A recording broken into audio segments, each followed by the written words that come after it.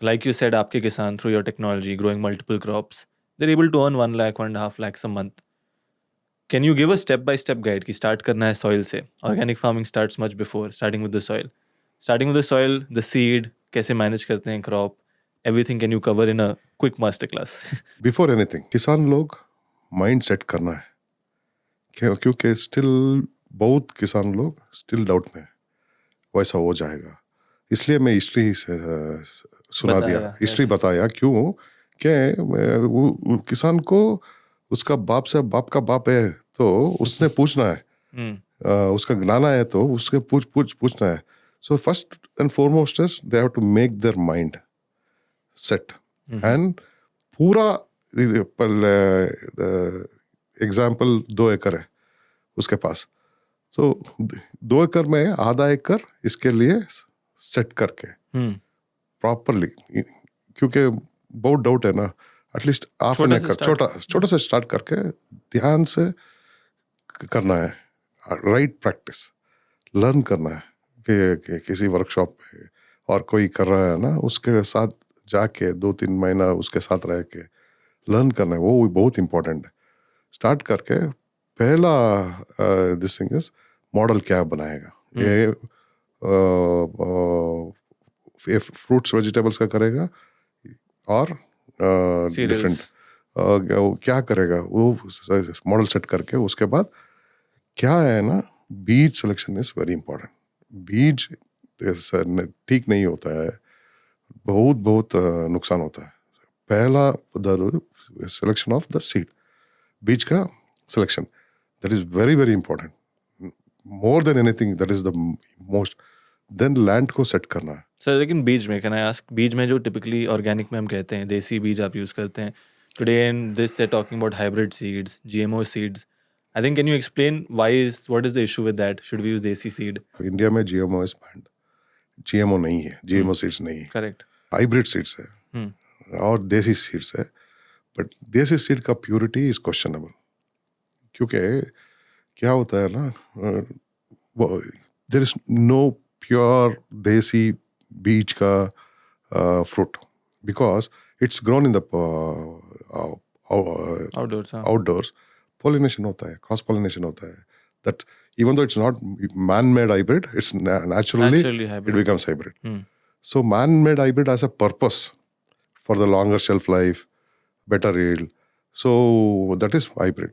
So right now हम किसान लोगों को वो सब बोल के we should not scare them. Use a good बीज, देसी और hybrid. Use it. Land prepare करके चालू करना है. That is a first step. They have to make up their mind. होना पॉसिबल है? पॉसिबल है। ऑर्गेनिक फार्मिंग के लिए सर लैंड प्रिपरेशन में क्या क्या स्टेप्स होते हैं? जैसे एक और चीज़ जो हमारे देश में गाय को माता बोलते हैं, cow is the pride of our country, but for some reason I feel कि we have become a little distant from our cows. देसी गाय के बिना और जैविक कृषि नहीं होता है, क्योंकि बायोमास चाहिए ना।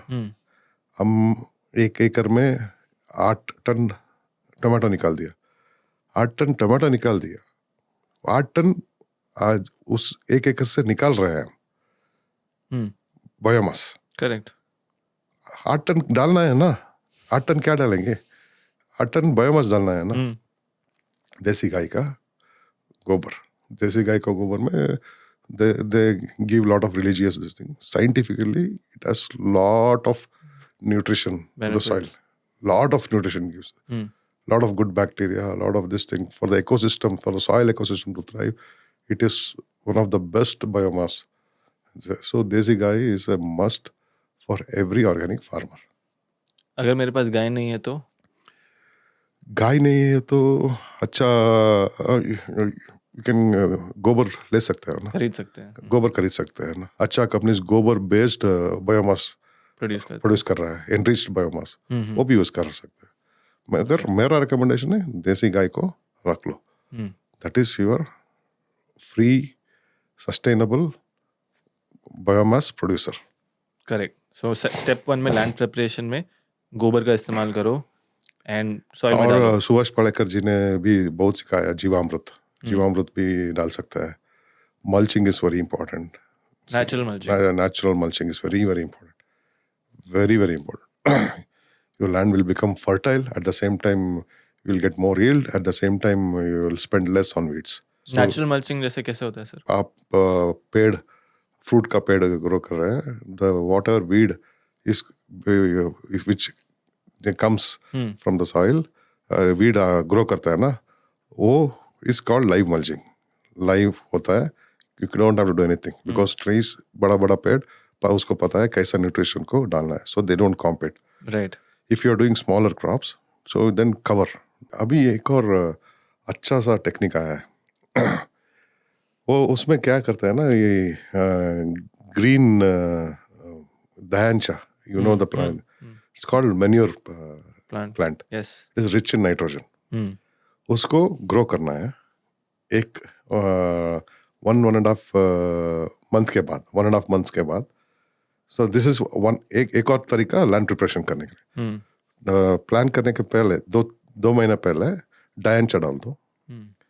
डायंचा 1.5 months के बाद क्या होता है, उसके पास उसके ऊपर एक मल्च कर दो, sheet, any not plastic, any tarpaulin भी पूरा नॉन वोवन मटेरियल जो, हाँ, नॉन मटेरियल पे मल्च कर दो.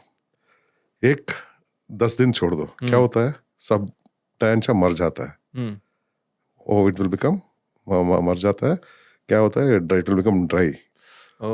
Then remove it and make way for your wherever you want to plant. Understood. This becomes your mulch. Natural and mulch. continuous manure for your soil. आपने try किया ये? मैं अभी ट्राई किया, अभी किधर देखा था.